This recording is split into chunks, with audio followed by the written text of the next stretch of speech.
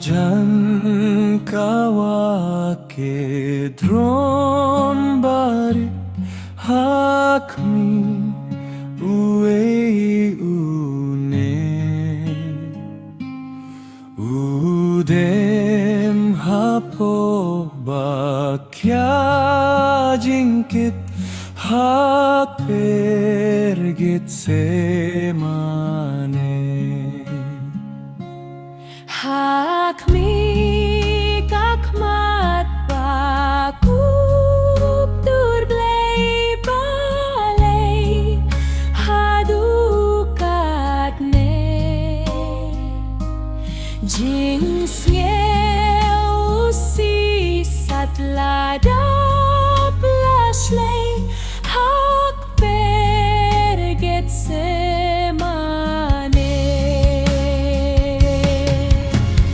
Leit Getsemane sngap jingud kthang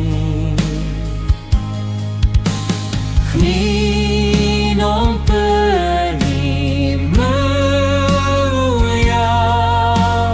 udem hakendel ugyam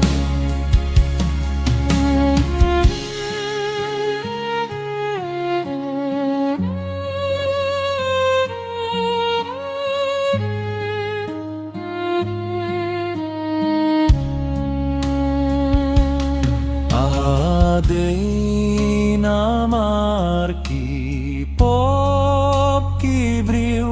usha kordit katne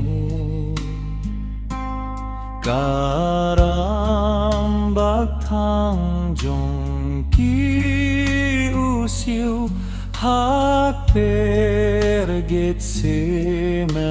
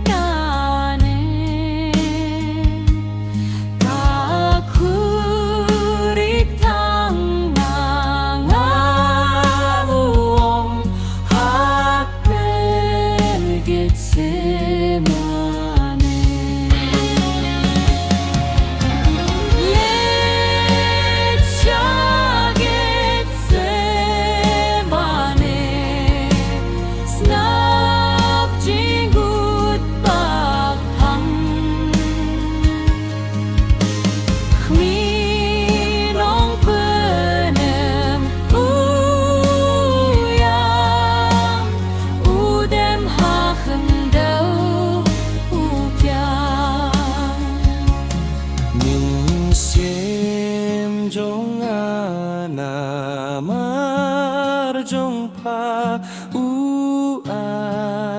tiala de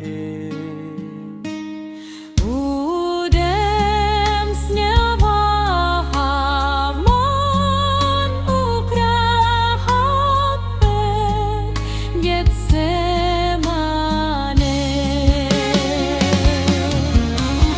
dem sim jong